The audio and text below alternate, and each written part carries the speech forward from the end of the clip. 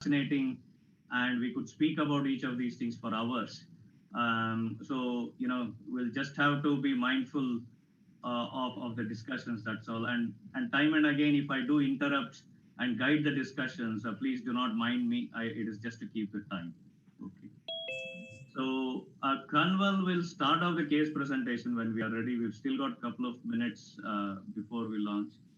Kanwal she is working with us as a respiratory cystic fibrosis fellow. So I will introduce her form. She will do the case presentation as we go along. And at particular point, she's just going to stop. And then I'm going to bring Maya and Indu. I think I've seen Indu, yeah. At particular junctures, just for the medical bits, I'm going to just bring them both at points, just from medical point of view, how they will think about this. And I'm really grateful for their time. And I also know Sneha is around and Samia has just joined in. Again, they do quite a bit of cystic fibrosis work. And I might call on their experience. But again, it very much depends how we are running for time, I think. So, I know I have a lot more medical resource here on this call as well. So we'll try and manage that. Dakshesh has just joined and he's from pediatric surgery. So if there were elements of this, again, this doesn't have a major surgical component to this, but again, with his drawing his experience on the little babies, the stomas, etc., he's there for us to draw on his experience if we need to. Is that okay? Yeah. Okay. Yeah, so sounds good. So we'll just get people a couple more minutes to join, and then we will make a start. So, Kanwal, just for now, we will leave it just like this. I will say when to share your slides. Yeah, we'll just give another couple more minutes.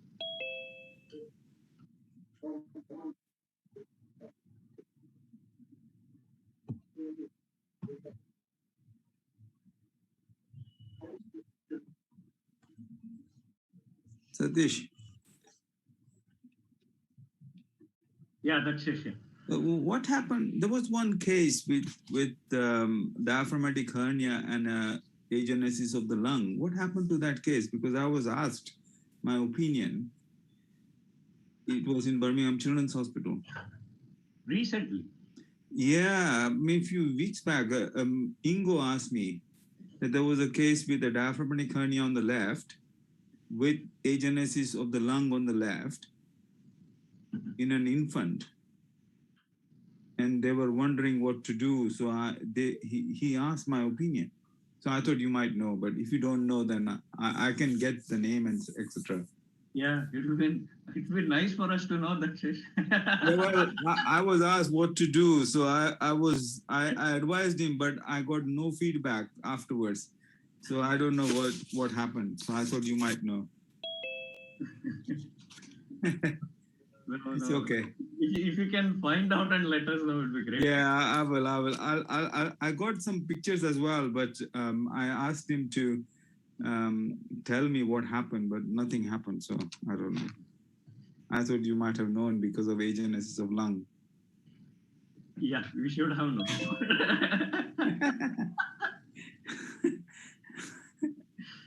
Omi, I have made you co-host, just in case.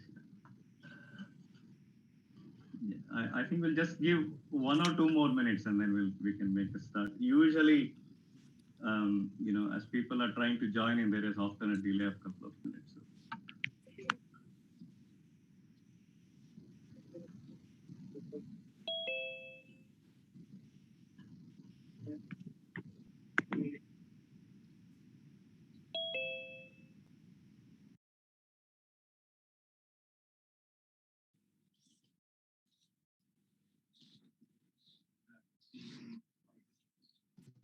Well, I think we will. This is welcome. This is our British India Pediatric Association of Pulmonologists.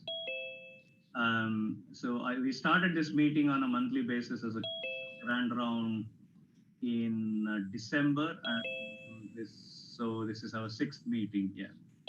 So this time, I think we will add British India, Pakistan, well, British India, Pakistan, and Sri Lanka, I think. So we have Kanwal from Pakistan, originally from Pakistan, who's here with us for a couple of years, and she's going to be presenting. She is our respiratory and cystic fibrosis fellow. And we are fortunate to have Anu from Sri Lanka as well. So it is a complete Indian subcontinent team here. So first of all, thoughts and prayers with India. I know India is going through quite a tough time, and we in NHS are in complete solidarity with India. It is great that our Chief Medical Officer, Chris Whitty, who led UK response, is also coordinating response for India, and we are very grateful for that. So NHS stands in solidarity with India, as India has done so time and again for NHS. So our thoughts and prayers are with India. I'd be grateful if people could put themselves on mute, please. Please use the chat function to input your comments, and we will take the comments as we go along and put it forward to our panelists. So I would like to introduce our panelists, and we are very fortunate to have such a fantastic panel. The main stars of this will be our dietitian colleagues, both from India as well as from the UK, and I'm really, really pleased to welcome them. First of all, let me introduce Carolyn Patchell, who is the head of dietetics here at Birmingham Women's and Children's Hospital. Yeah, I mean, summary is I have learned lots of things, and if I've learned anything about CF dietetics or nutrition in pediatrics, it's from Carolyn. And thank you, Carolyn, for your time. Really appreciate your time. Then we have Brindavani from Rainbow Children's Hospital, Hyderabad. Can you please say a hello? I can't see on the screen here. Yeah. Okay. And then we have Roshan from Mumbai, who works with Indu at Mumbai. So we have Roshan here, and we have a couple of other dietetic colleagues in the audience who deal with cystic fibrosis. I will call on them for discussion, just depending on how the format flows on the time side of things. Can I also welcome Dr. Indu Khosla from Mumbai, who has done quite a lot of work and continues to do in respiratory pediatrics as well as in cystic fibrosis. And can I welcome Maya Desai, who is our colleague here at Birmingham Women's and Children's. She is the director of cystic fibrosis for West Midlands. And thank you, Maya. So over to you, Kanwal. You can share your slides and let's make a start.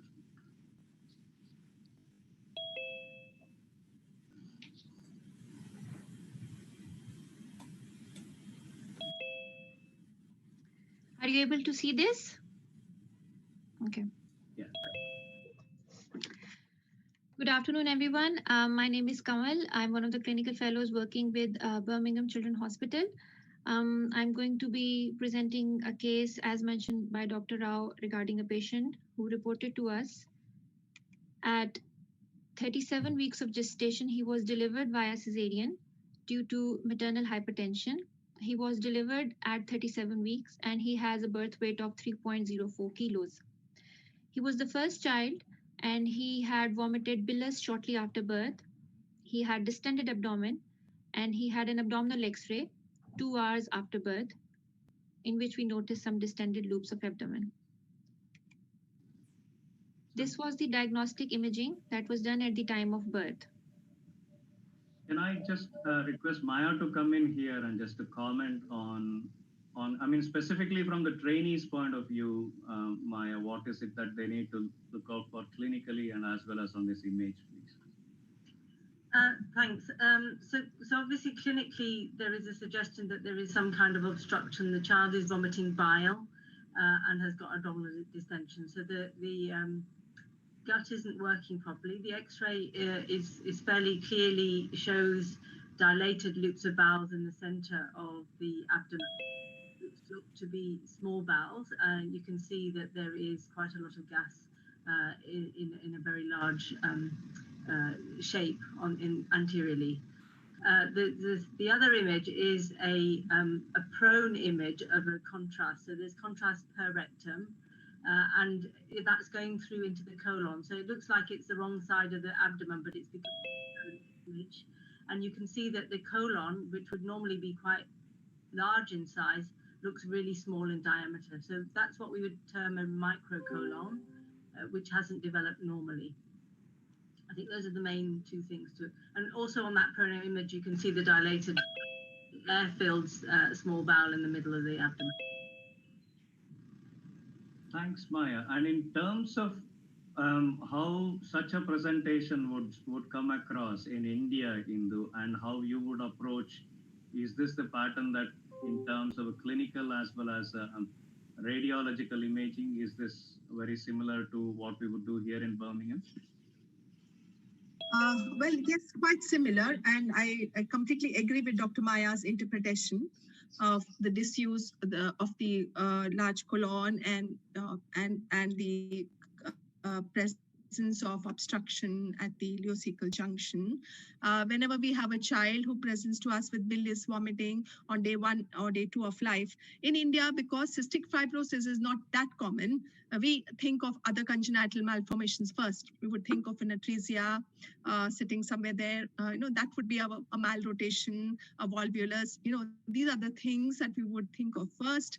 And then cystic fibrosis is a little lower down as one of our differentials. And for not for wrong reasons, because more often than not, of course, we would find other congenital malformations as the more common cause of obstruction, child presenting with bilious vomiting.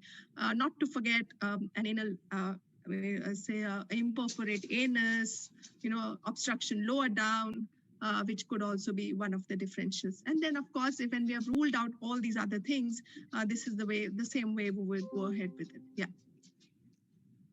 Thank you. And Dakshesh, from a non-CF point of view, from your experience from India, is there anything else you would highlight?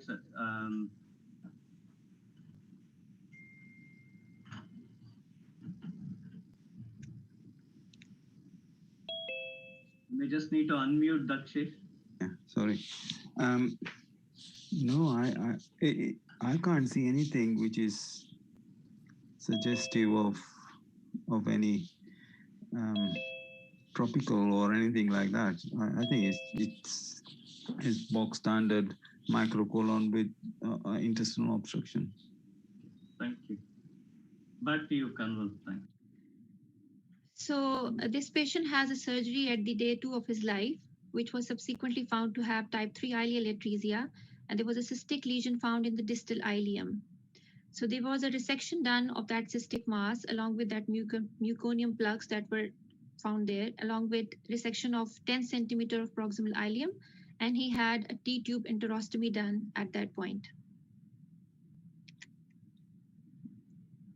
So I guess this is a kid with suspected meconium ileus, and we have a bit of an operative note there. If you just go back a previous slide, so that is the operative note there. So I was going to start off with Carolyn. So what's going through your head, and what are your considerations as you're preparing a nutritional plan for this child, please, Carolyn?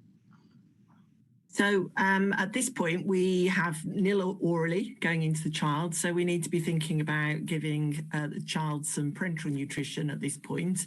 We don't have a diagnosis as yet of cystic fibrosis, do we? That I'm aware of. So we would involve our parenteral nutrition team and organise some PN for this child. As soon as we were able to, we would try and introduce some oral feeding, but that wouldn't be appropriate this early on in the pathway.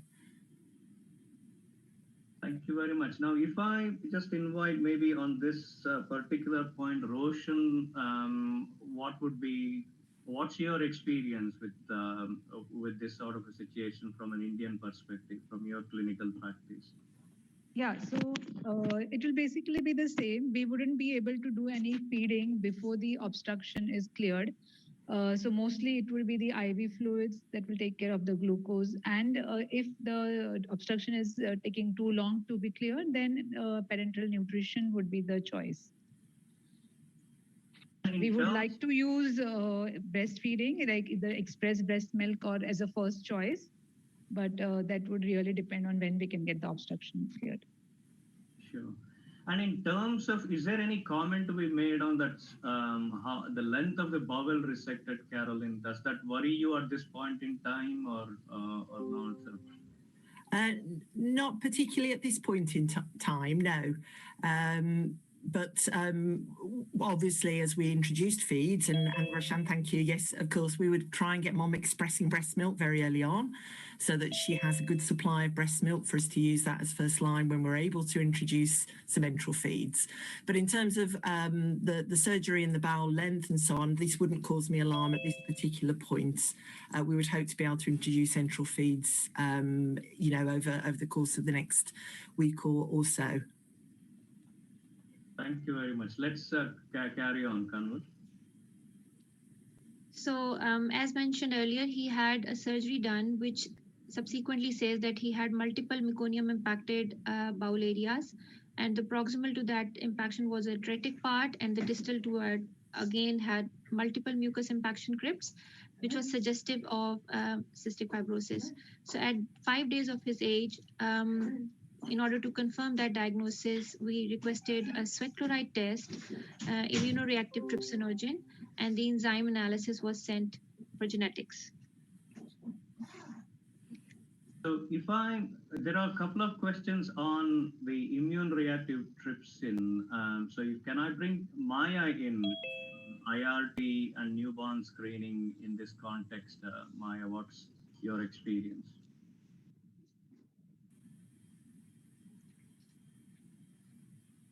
Sorry, I was on mute.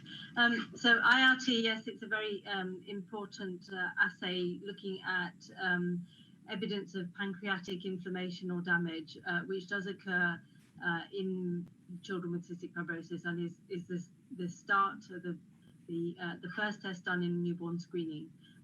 It would normally be done on a heel prick test at 3 to 5 days of age. He was actually born after newborn screening was started. In meconium ileus, that is a very classical reason for a false negative newborn screen for cystic fibrosis. I think there is some theory that it's because when they're nil by mouth at that early age, the factor is not stimulated, and so that there isn't the pancreatic function to result in this excretion of IRT. And so you may well get a normal IRT in children even if they have cystic fibrosis. So that may not be something that's that useful, but yes, it would have been done. And I believe he did have a positive newborn screen, but the result would have only come at probably 2 weeks of age, because an elevated IRT would have the blood would have gone on to be looking at for genetics, and that test would have taken a couple of weeks to come back before a diagnosis was confirmed by that route. I'm just going to press on a little bit. I could see Indu nodding away, agreeing to a lot of stuff. Just in the interest of time, I'm going to press on and then maybe bring you in at the next bits, Indu, unless you had any particular differences right away to share at this point. No differences. Please go ahead. Thank you. Let's press on, Kanwal. So in terms of establishing feed, at the age of 7 days, he passed a small amount of mucus plug, had an NG which was kept closed because there was still some concerns with amount of vomit that he was doing.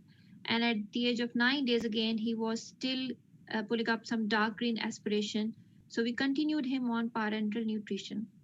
But he remained nil by mouth till 12 days of age. And then again, he had not opened bowels regularly. So I suppose the question is, this is now, I'm going to bring in both medical as well as a dietetic plan here. So if I start with you, Indu, this time to say, well, this is a child where the bowels are still not, working, not in action as we would have liked it to be. So medically, what can we do? And then I'll come to nutritional plan.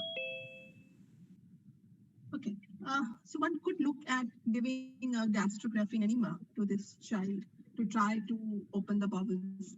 And I would think I would use a word of caution here to hydrate the child very, very well.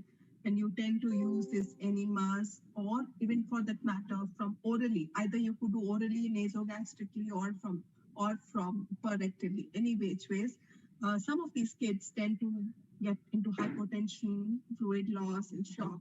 And one has to be extremely careful to use the correct concentration of the gastrografin, or even the electrolyte solution which you can use orally, which has to be of the correct composition to open up the bowel in such a child. So that would be the first thing that I would do. I'd also be very careful to see that there's no perforation, because if it's a perforation, I would not really like to intervene, or trying to open the bowel either through orally, nasogastrically, or through an enema. So that would be my first step: hydrating the child, taking care of the fluid electrolyte imbalance, and then trying to open up, trying to dislodge the meconium and see if I can open up the bowel. And only if it doesn't work, some of these kids might require a surgical intervention in the form of an ileostomy. Thank you. Anything to add to that, Maya, before I go to our dietetic colleagues? So the thing is, maintain electrolyte balance, hydrate well, so that the meconium is, well, it is not the dehydration that is causing meconium impaction. Also be quite careful about the fluid shifts as you're managing this baby.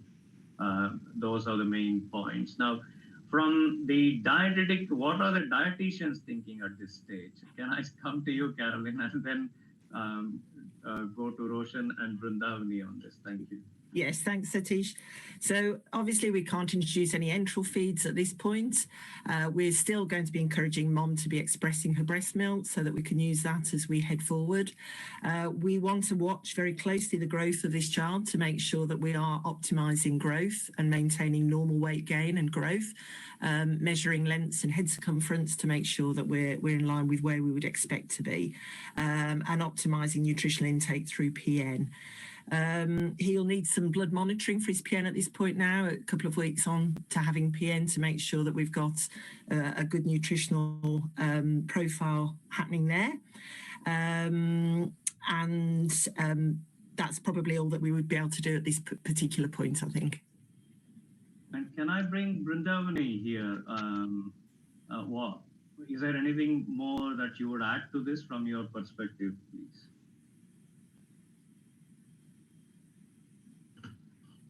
I can't see if you're on mute, so you just have to unmute yourself.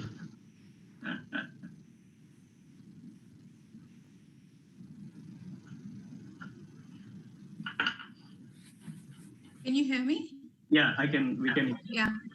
At this point of time, I think we would just look at the potassium if it's fine, and also like a kind of anemia is there setting in, and then continue the PN.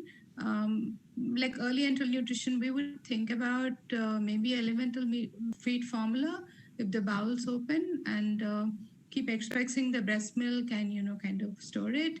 And then maybe if they use a prokinetics or something, we may start a little bit of a tropic feed over maybe around 48 hours or so. So that's how we go about.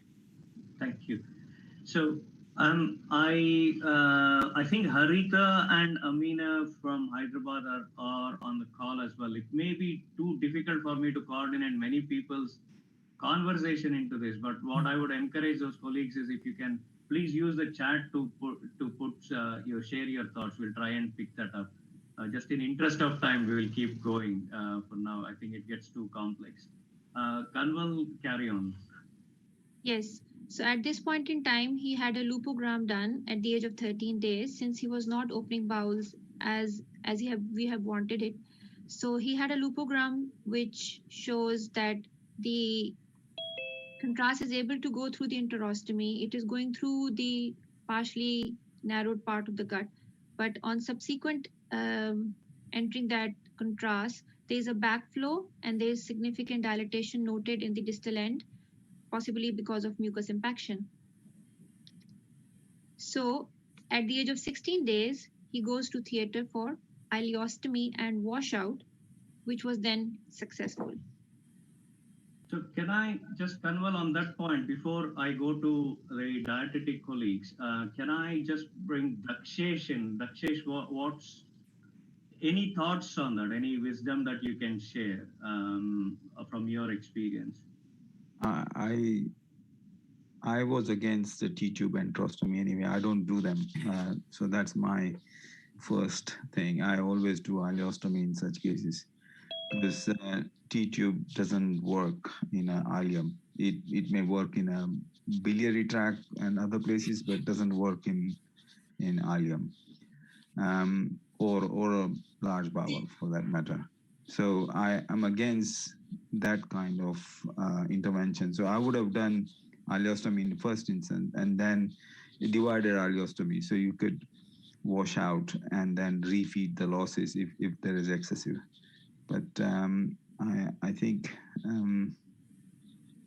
that's correct probably now. Thank you, Dakshesh. So I'm going to come to you, Caroline, now. So now you have a child who has come back from theater with an ileostomy. So I guess, immediate post-operative, we would still continue with PN nil by mouth. But I'm just interested in your thought process now. Does this change your thought process that this kid has ileostomy? So if so, what would be those changes, I guess? Yeah. Yes, so we can now consider starting some enteral feeds. We've got hopefully some breast milk, and we would consider using that as the first line to introduce a small volume. And the goal would be to gradually increase the volume of enteral feeding and wean down the parenteral nutrition in proportion, as long as the child is tolerating the feed, gaining weight, there's no excessive stoma losses, causing any problems with electrolyte balance or fluid balance and so on. We've got good weight gain and so on. We would continue to progress that wean. And of course, we've got now a diagnosis of cystic fibrosis, so we would introduce some pancreatic enzymes once we, in the UK, when we get to approximately 50% of the expected enteral intake. So for this child, it would be around 75, 80 mils per kilo. We would introduce a small dose of pancreatic enzyme. Thank you very much. And can I invite Roshan on this maybe, and then Brinda can add on to that. How would you approach it from Indian perspective with ileostomy? Does that give you a different headache to consider? No, I agree with Caroline. The same path would be followed even here. We would want TPN going along with enteral feeds, but enteral we would depend more on the breast milk, depending on the availability. And alternately, we can try some semi-hydrolyzed formulas, something like Similac Total Comfort, which is available in India. We do not have all the products that are available abroad, but still we have some choices. And then slowly, depending on how the enteral feeding pickups, the weight gain happens, we would further decide. If not, TPN would be required to cover up for the loss. Thank you. And I have a couple of comments, just as you can come in, Brinda, and then I will just summarize comments from Harita and Amina here that's appearing on the chat. Anything more to add from your point of view? Not really, but we would go with the MCT-based elemental milk formula to begin with most of the ileostomies, but we do preserve the breast milk because, the duration, we may get into sepsis or hypoalbuminemia, gut wall edema, and things like that. So generally, we would titrate with the semi-elemental milk formulas, then transit to express breast milk. Generally, clinically, it happens that way. Thank you, Brinda. So, Caroline, if I come to you, and I know you have explained this to me many times, and I keep coming back to you asking for this explanation. In very briefly, in 2 minutes, can you just give us a kind of an overview of these feeds here in terms of the different types of? We've used different words: hydrolyzed feeds, elemental feeds. What do they mean? What do they? For a simple doctor like me, how would you explain? Yeah, so a standard infant formula or breast milk will contain its protein as whole protein, will contain long chain fats and lactose. If you have evidence of malabsorption, which cannot be treated by Creon in cystic fibrosis, so specifically in a surgical infant like this, you may get evidence of carbohydrate malabsorption, which indeed we did have with this child. Then we would go on to using a pre-digested or hydrolyzed feed. So a hydrolyzed feed is where the protein is present as a hydrolysate, so a partially broken down form. Very often those feeds have also got their fats presented in a slightly different format in the form of medium chain triglycerides, which are easier to assimilate, and they are lactose free. So there are a range of those are available internationally, so which would be suitable and would be the second line that we would consider in the UK if we didn't have sufficient EBM, or if we didn't have if we had evidence of malabsorption with not being able to be managed with appropriate Creon use. Elemental feeds are in the UK is the term that we would use for the next stage, which would be an amino acid based formula. And again, many of those have got their feeds, their fats present as medium chain triglycerides. So it would be the next stage forward, also lactose free and so forth. So those are the kind of differences. And we've used, actually, in this case, we did use a hydrolyzed protein feed for this child because we showed evidence of malabsorption of both carbohydrate and fat in the stoma as a result, even despite having optimized the Creon intake. And that will be secondary to the position of the stoma and the bowel anatomy that we were seeing. There's a comment I see from Maya about the electrolyte disturbances, and of course, yes, that's something slightly different, but we do have to focus very carefully about sodium balance in children with cystic fibrosis when they have stomas, and there is a high risk of becoming sodium depleted. So we would always monitor sodium status and routinely give sodium supplementation enterally with their feeds in order to correct that. And that's necessary to help with growth and to optimize growth alongside the Creon and adequate enteral feeds.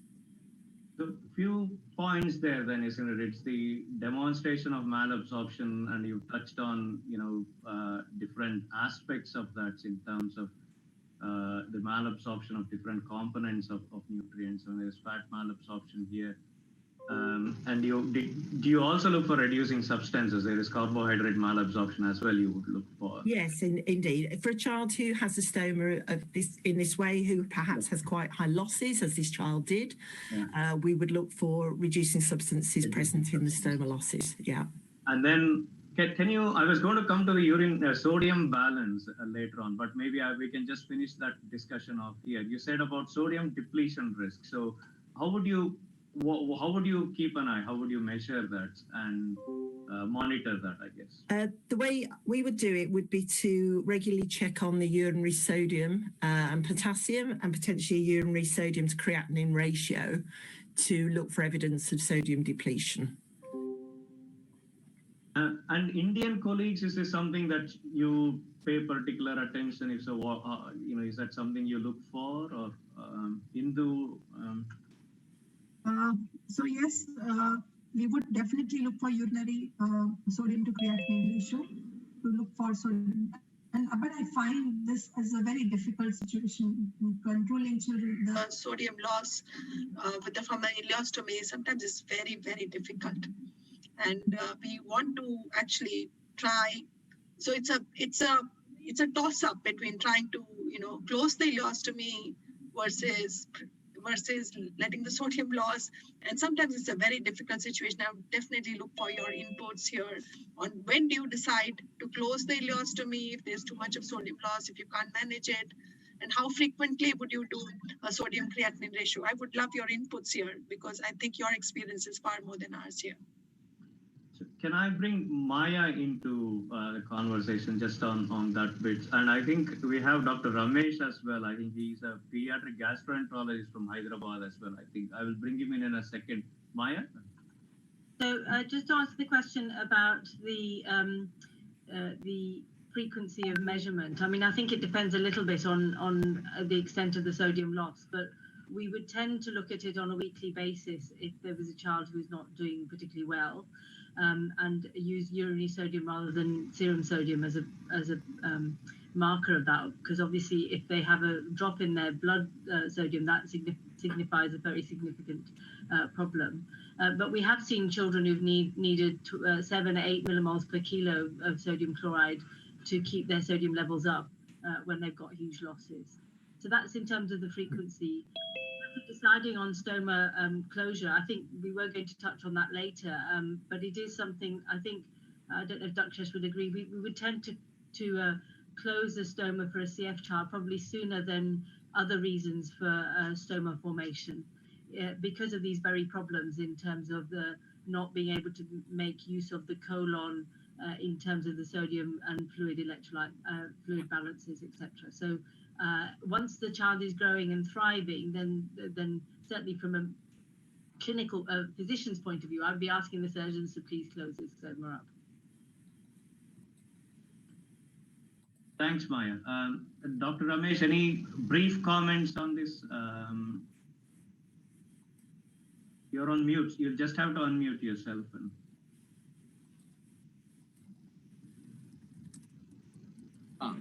Hello. Yeah. Thanks for sort of asking me to say a few things. Now, the thing is, I think we normally tend to use an extensively hydrolyzed formula rather than using an elemental formula, because we want to keep these two loss molarity low. That's only one thing I wanted to add to the discussion. Elemental, we rather go at a slightly later stage because the osmolarity goes up to around 600. Another issue is sometimes you can have a bile salt diarrhea also in such infants with an ileostomy. And that's also one thing which can actually make our fluid and electrolyte balance go a little haywire. That's what I thought. That's it. Thank you very much. So Kanwal, let's crack on. We are probably delayed by 10 minutes, so we have to make up that time, no pressure. Okay, so as mentioned earlier, we would be titrating the parental nutrition and establishing the enteral feeds as we go along. So this is just a brief overview of how we manage with this one. At 13 days, he was diagnosed with homozygous delta F508, and his weight on 13th day was 3.37 kilos.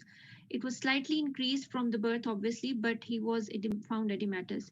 So we started him on EBM 3-hourly. At this point, he did not need any enzymes, but he gradually started gaining weight with parental nutrition and feeds. And at this point, he was started on Creon. On 23rd day of his life, he was started on bottle feeds, and we planned to increase 5 ml every other day. And at 1 month of age, he was continuously taking 40 ml every 3-hourly. So even doing parental nutrition, optimizing enteral feeds, adding creons to his diet, unfortunately, we were still here. It is rather Carolyn than me in this position, actually. So over to you, Carolyn. So we're not happy here, are we? This isn't going well. We will at this point have continued to monitor and address evidence of malabsorption. So, continuously looking at stool fat to see what the evidence of any fat malabsorption is, stool reducing substances, checking his urinary sodium levels and so on, and optimizing all of those things.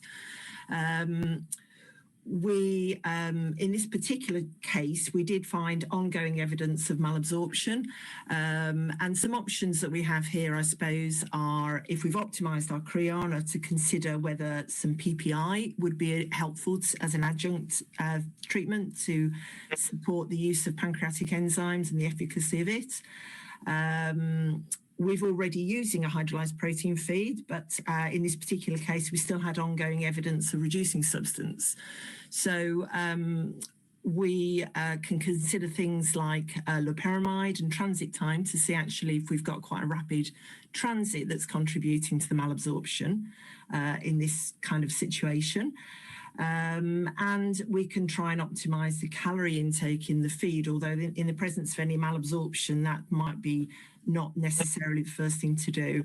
But I, at this stage, would be thinking about actually, do we need to restart parenteral nutrition? We're clearly not winning. Increasing the PN and reducing the feeds back down, we're clearly not winning with the combination that we've got. But I would be just ticking those boxes to see what the malabsorption is, whether we need to slow transit time in, and do we need to up the calories in some form. Let's crack on, Kanwal. So as suggested, he had some PN blood sent, which included all the baseline along with triglycerides.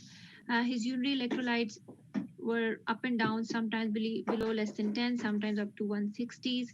His fecal elastase was less than 15, which is suggestive of severe exopancreatic insufficiency. He had positive fecal reducing substance with a stool pH of 5.2. And to top it all, he had some micronutrients checked, and which showed low levels of zinc and selenium as well.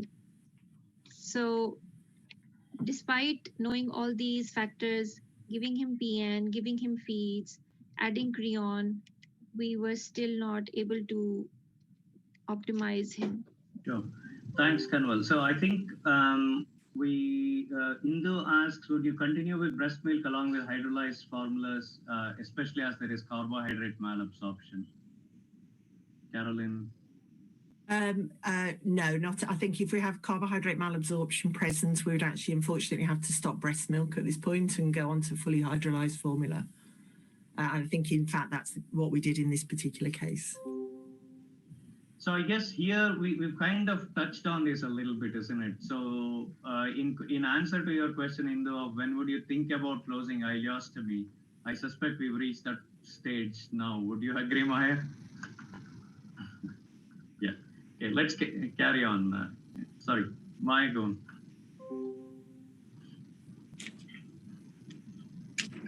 I mean, I think having addressed all those other things, I think we do need to consider I'll let Kanwal finish this slide, and then we can talk about the previous one. Sorry, come on, Caroline. Yeah. Yeah. So we are nearing 6 weeks of age when he has been taking Pepti Junior feeds along with creons, but we are still finding it difficult because he has still high stoma output. And in terms of ensuring distal bowel motility, we did commence him on low bromide. But unfortunately, this stoma was more of a counterproductive rather than being any fruitful. So at 6 weeks of age, he has to go for a refashioning of mucus fistula. And at this point in time, he has a Broviac line inserted. Let's crack on a couple more slides, then we can bring Maya in. So at 6 weeks of age, he has this fistulogram done, which subsequently shows that the catheter is gone into the small bowel, but obviously, again, it was not suitable for recycling as there were a lot of mucus plugging seen and difficult to pass it on. I can just talk about recycling. I think this is the point. Yeah. We'll probably discuss that. So this is another thing that we have done at times when we have had significant fluid and electrolyte losses through a high stoma output. We've mentioned already the electrolyte disturbance that we have. In order to optimize the absorption of that from the large bowel, which is the bit of the bowel which is between the mucus fistula and the rectum, we would sometimes recycle the ileostomy losses via the mucus fistula so that it goes into the large bowel and the electrolytes and fluid can be reabsorbed. And that does sometimes result in improvement in the electrolyte problems that we have. The other thing it might do is to improve the adaptation of that bowel.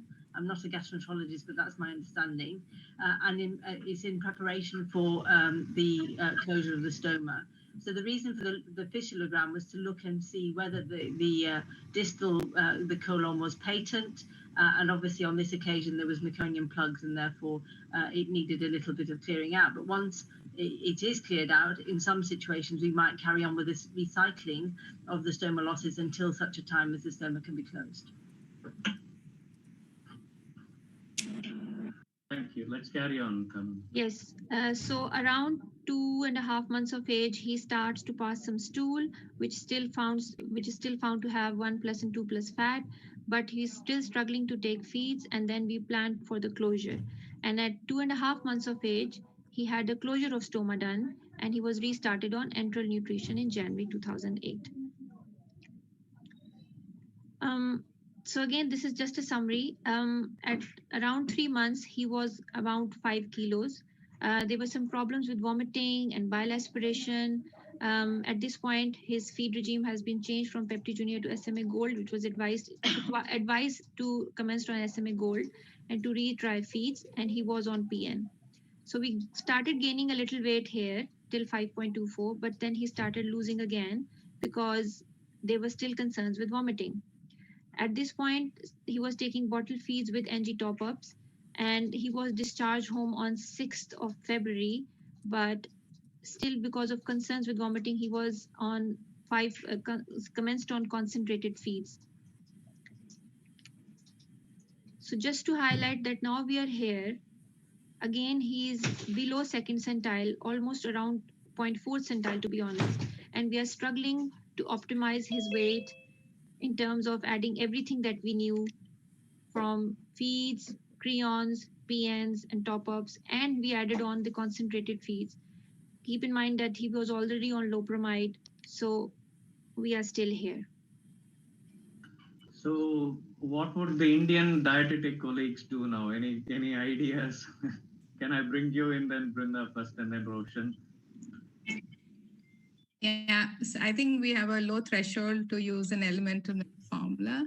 So generally, when we had such children, we send them on home parenteral nutrition and cyclical feeds. So the use of loperamide was very low in our hospital, in our center, because we don't want any kind of infection rates of decreasing motility. And looking at the cost and all, we wouldn't be doing so many electrolytes weekly. So such children, we send them on home parenteral nutrition for at least 3 months on cyclical feeds and keep monitoring. And then when the weight gain is good, we will try to wean off the PN and then go up on the EN and to the bottle. So our threshold for elemental feeds and an MCT based is less, I think, Okay. at least in my center. Okay, so you would prefer more on parental nutrition and an elemental milk formulas, because once we get into sepsis and things like that, it's so difficult to explain parents what they've gone through. So that's how we've been doing. Okay, thank you, Brinda. And then Roshan, anything else to add to that? No, I don't think I have to add anything. It's just getting a balance between the enteral and the parenteral formula to try to reach the maximum weight that we can. And I think we have to also remember that every child is different, and some kids would really tolerate the expressed breast milk and other feeds better, whereas some would really struggle with the introduction of top feeds. So I think it is every child as you get. Okay, so there is a question to say that, I'll put this to Carolyn, instead of 3 hourly, can you try more frequent feeds? Does that have any bearing on the tolerability of the feeds? Yes, absolutely. I've just answered on the chat. Yes, absolutely. So when we've got persistent problems with malabsorption, faltering growth, it is something that we think about increasing the frequency, smaller, more frequent feeds, or a continuous nasogastric feed to aid absorption of feed. And again, that is in fact what we did in this case. We put the child onto an overnight continuous feed with some daytime smaller boluses, which were taken orally. We wanted to continue with some oral intake as much as possible so that we didn't run into any oral aversion problems later on down the line. So throughout this child's history, we've tried to continue with some oral intake so that the child didn't lose the feeding skills that developed as a neonate. So yes, continuous feeds or smaller, more frequent feeds are to be considered. Let's crack on, Kanwal. At this point in time, our patient was already taking vitamins and sodium supplements. He had been on PPIs, and we started him on Creon Micro along with Urso. So these were his investigations in February. So now he is nearly 4 months of age with the weight of 4.9, which is again less than second centile. We did commence him on solids 2 per day along with creons, and he is now 13 weeks corrected. But as you can see, he's again dropping weight. He's on daytime NG feeds, which is 200 mils per kg concentrated Pepti Junior.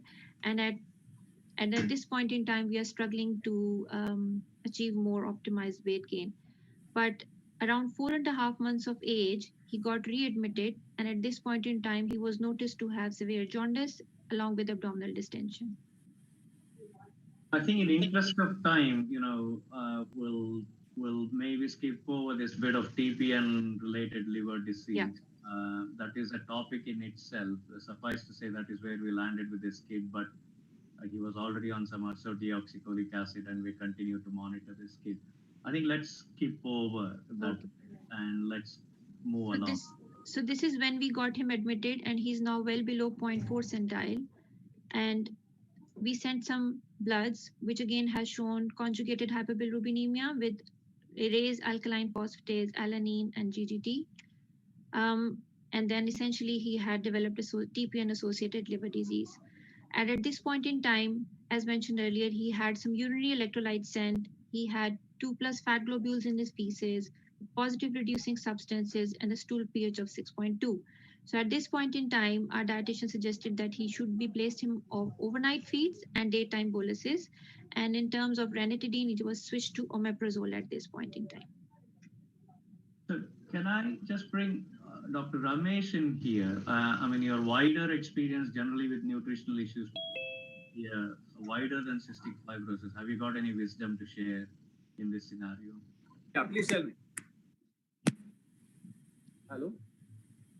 We can hear you. We can hear you. Sorry, I didn't get the question, Dr. Satish. So, I mean, any wisdom to share from your perspective in this particular scenario, your experience from wider than cystic fibrosis, I guess. Yeah, the thing is, the use of H2 blockers or proton pump blockers we do right from the beginning. The moment we consider creon, I would actually start that straight away. I wouldn't add on later because I want all the creon to be used up properly.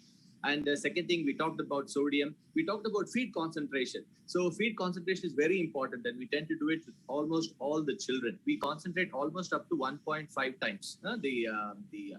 For example, the same Pepti Junior, it's available here, as well as Aptimal Pepti. We would use the same thing, hydrolyzed formula. And obviously, use of MCT oil. Additionally, we tend to use quite a lot of MCT oil. We do not have Duocal and Maxigel here, so we have to do with full cream sometimes in some individuals.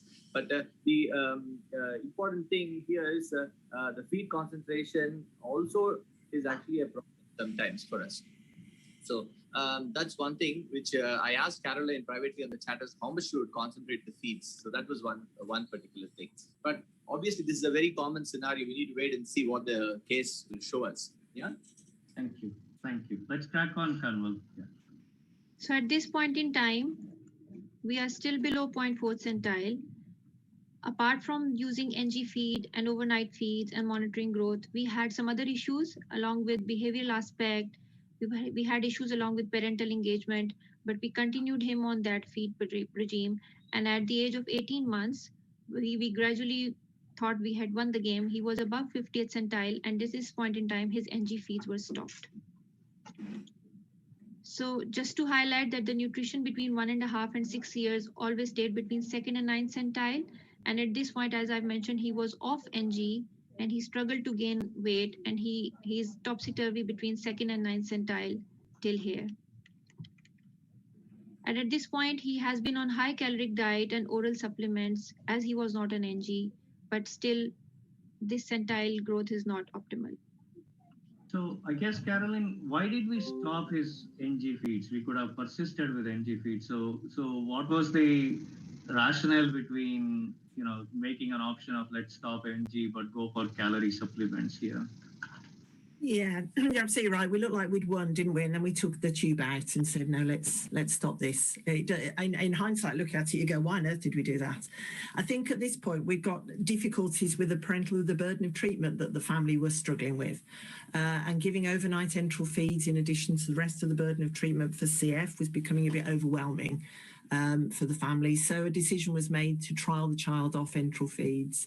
And although, the growth on the weight was second to ninth centile, if you work out the body mass index, it was trundling along around the 25th. The child's not the tallest child in the world. So, it was not terrible.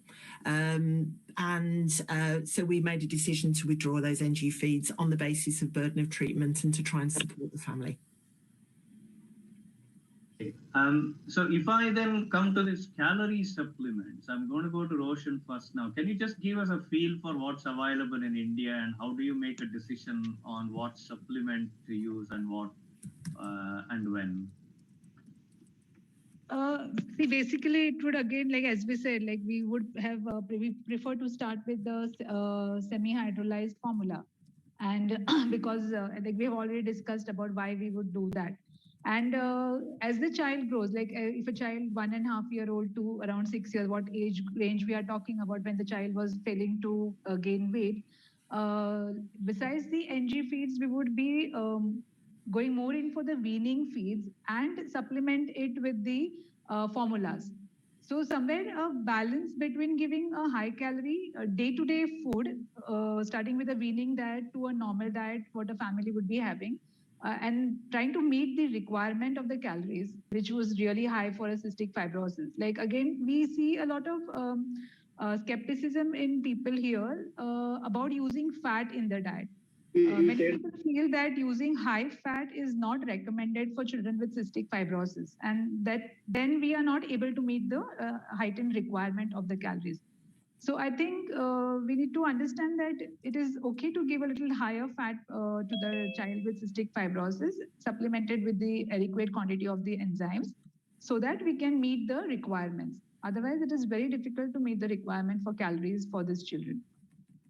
Brinda, any more thoughts on that in terms of supplementation?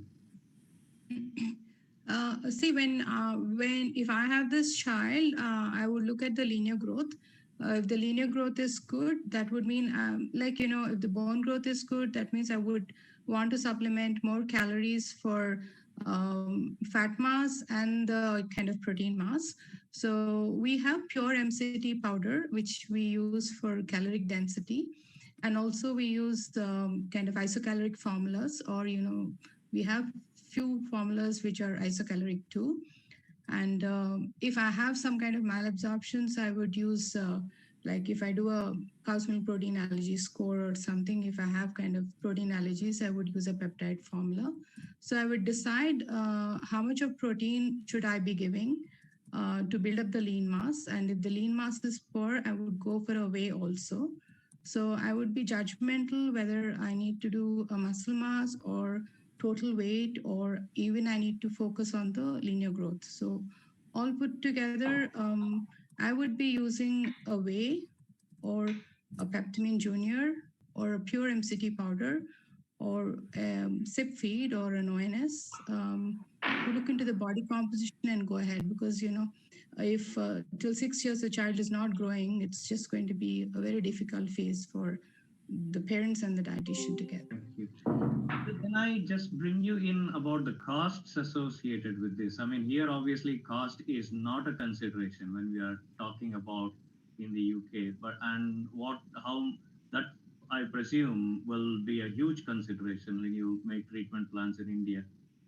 So how do you, I mean, I've seen your comment on homemade calorie supplementation. So I was interested whether, how would you manage the cost side of things? Cystic fibrosis would mean frequent hospital admissions too. And once they're used for a private hospital setup, and that's going to be more expensive.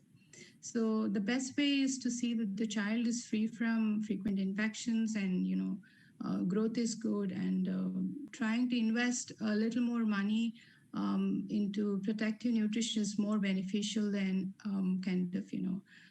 trying to cut costs with the product or the nutrition care plan and then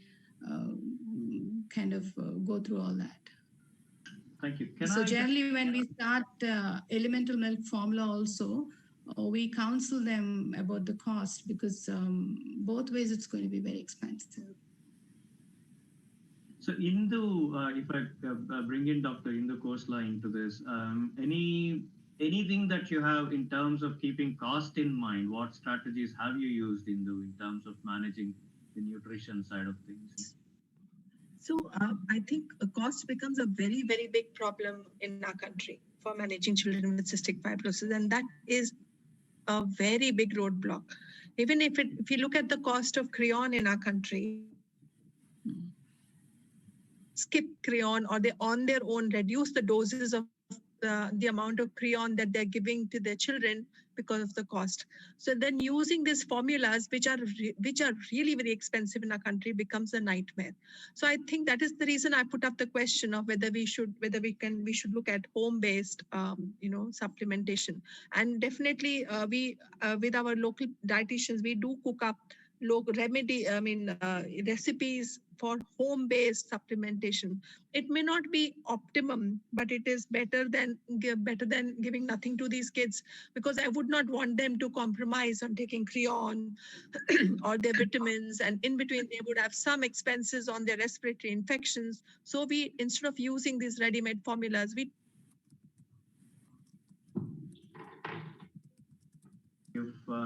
I don't know if it's just my screen. Dr. Hindu has frozen there a bit. I'm just going to extend this session, just given that we are carrying on with the discussion a bit by about 10 minutes or so. And I see in the chat, Samia has put down that Sneha's team have made some handouts on this. Can I just invite Sneha in just for a couple of minutes? I think this is very important because whilst commercially available supplementations give us advantages, I think cost can be prohibitive. So I think it may be useful just for us to hear, what else can we do when we are resource stricken, really. Sneha, can you shed a bit more light on your work in this area? Yeah, thank you. It's particularly difficult with very young babies. We don't have many options, but when you reach about the age of 1 or 2 years, instead of formulas or commercial products, we just ask them to use home available food. So easiest thing is to add coconut oil. I mean, different types of oil, including coconut oil. But powders, groundnut, we don't have a big problem with groundnut allergy. So groundnut or cashew nut, if they can afford it, powder it and keep and add it to everything they make. To every single meal, add a scoop of nut powder to that, and like egg and non-vegetarian items, make soup and then add it to the use that as a base to mix your porridge. So these are some of the advices we give them just to boost the calories as general nutrition. I'm not specifically talking about a Meconium ileus child here, but general nutrition advice. Thank you very much. And if we would be very happy to share that handouts in any forums if you wanted to. And again, we have, we have some attendees probably from Pakistan as well. And we, one of our clinicians here from Birmingham does work closely with Pakistan in terms of CF area. So it may be useful much more widely. So that information would be useful. Thank you. Kanwal, over to you. Yeah. So at 6 years of age, as I mentioned earlier, he reports again because of faltering weight, and he had some poor respiratory condition at this point. There were a lot of issues along with parental adherence to the treatment that he had been receiving. And since at that point in time, we had exhausted all the caloric supplement options, and he already had a poor appetite. So what happened here was, should I move over, Dr. Rao? I think let's crack on a little bit. Yeah. I think we'll have so to just to summarize that he came now with increased work of breathing, low oxygen saturation, and he had limited physical exertion. So on top of the feeding issues, we did a CT scan because, we did some chest x-rays, but ultimately we had to do a CT scan because he had by that time developed bilateral bronchiectasis, as you can see in these images. His lung functions at 7 years were FEV1 of 30%. Yes, he had a variable technique, but you can see the lung functions were extremely low. At 9 years and 3 months, he had to start him on supplemental oxygen via nasal cannula at night. And we were struggling to understand the chest problems, but he grew pseudomonas in his sputum. It was very difficult to treat initially, and there were a lot of adherence issues on top. Somewhere later, we also found that he had grown non-tuberculous mycobacteria and his lung function was still not great. And we did another CT scan chest sometime later, and then again it had shown bilateral severe bronchiectasis and calcified nodes. So just to summarize that we were struggling with his feeds and we were struggling with his respiratory symptoms as well. He was already on anti-pseudomonal treatment, and now we had to commence his treatment for non-tuberculous bacteria. But finally, at the age of 10 years, the home oxygen was stopped because he started improving. There was a lot of burden of treatment for the family, and we stopped the NTM treatment at 10 years and 3 months. But just to make sure that this is the point when he was started again on NGs, this is the weight chart, and this is the height chart when we had to commence him on NG feeds again. But understandably, we were still not winning. So he had respiratory issues and feeding issues in both of these graphs. So in terms of Caroline, you have had a question about creon and salt. Would you like to talk about that? And also, I just want to ask your thoughts on, this is a kid now who has severe lung disease that we are trying to get on top of. Nutritionally, are there any, how do we start planning? Because it's also important to keep his nutritional states going to give him the best chance. So any thoughts that you could share on that? In terms of kind of nutrition, yes. So this child now needs to go back onto enteral feeds. So we started him on overnight enteral feeds with a polymeric, ready-to-use pediatric tube feed. 1.5 calorie per meal mixture, whole protein, long-chain fats, but milk-free and lactose-free, which is coincidental. And that's given overnight in the UK very often as a continuous feed with a pump. And the child's encouraged to eat and drink high-calorie foods in the daytime and to continue with any oral supplementation. And creon is given with the food and drink in the daytime and also with the overnight feed. So the question I had about creon, which I've put something on the chat, which is that we use the pancreatic enzyme creon given in relation to the fat content of the food. So the higher the fat food, the more creon will be required. And we would give the creon immediately before food, drink and snacks that contain fats. And with an overnight feed, it would be given, we did some work on this a long time ago, some years ago now, to see what the most pragmatic way of giving creon with enteral feeds continuously at night was, and determined that actually if you give a dose prior to starting the night feed and a dose at the end of the night feed, you get relatively good fat absorption. So that's how we would practically use that and did so in this particular child's case. Thanks, Caroline. Let's crack on Kanwal. Yeah. So on top of all these issues, we did a barium meal at this point in time when he was 6.5, which showed gastroesophageal reflux. And at that point in time, we discussed with our dietetic team and we suggested that he needs another intervention, which was gastrostomy. So at this point in time, when he was nearing 7.5, he had a gastrostomy tube inserted. So this is his weight chart gradually improving, and this is his height chart. So we can see that slowly and gradually we optimize his feeds, and he was fairly improving in terms of growing along 9th centile. So should I wait here? Let's carry on. Yeah.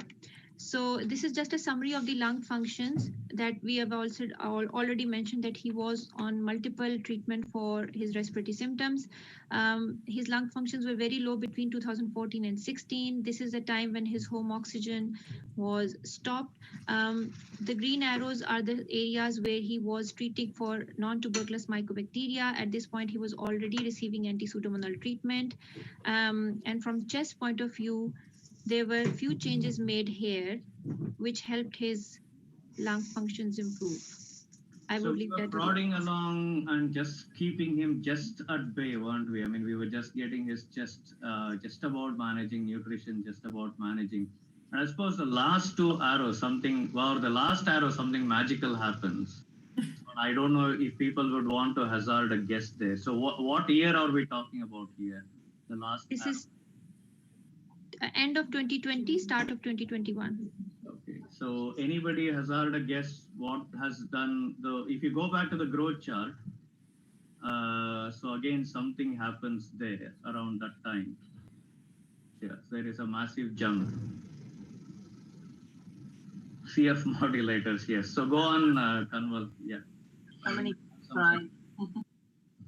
So yes, as mentioned earlier, he was improving from weight perspective, and there was a huge height spurt here, and there was an improvement in the lung functions. And this is just a summary of what I wanted to say in this presentation, that obviously the importance of looking after nutrition since early age has helped him grow. The need for commencing early NG feeds. We optimized his growth in terms of planning for early gastrostomy. We were continuously monitoring his lung functions. Yes, there were some issues with parental engagement, but MDT input was required at this point in time in order to make sure that he adheres to his treatment.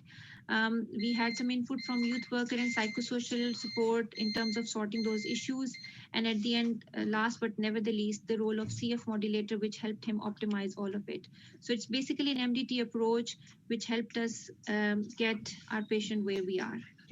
Thank you. So I think just before we close the conversations here, I think there is some point about, why do we in Birmingham take so long to put in gastrostomy, I suppose. And I know there is a comment on this thing that, I'll invite Dr. Ramesh as well, but I was just sort of interested into hear Maya and Caroline's perspective. It looked like it took us about 6 or 7 years before we put a gastrostomy in. I just wonder what the thought process there is. I think it is a very much psychological barrier for the MDT team as well as the family, and I think we as a team historically were a little bit reluctant to approach the families and say this is what was needed. It's an operation. It seems like a very big step in the sort of intervention point of view. And so we don't introduce the idea very early. So when we introduce the idea, it then takes another year or two to get to them round to thinking that this is a good idea. And I think our approach has been probably over the last 5, maybe more than 5 years, to try and approach them a bit earlier. This boy is now 14, so we have learned as we've gone along.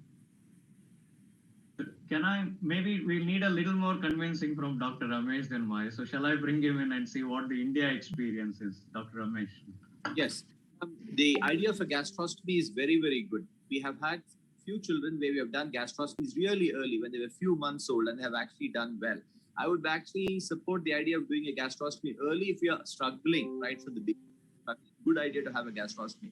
Many times this child presented as a surgical infant, and many times we see that those who come out with an ileostomy, if you're aggressive, sometimes we do a gastrostomy at the same time when they have an ileostomy. Aggressive, like a shortcut approach.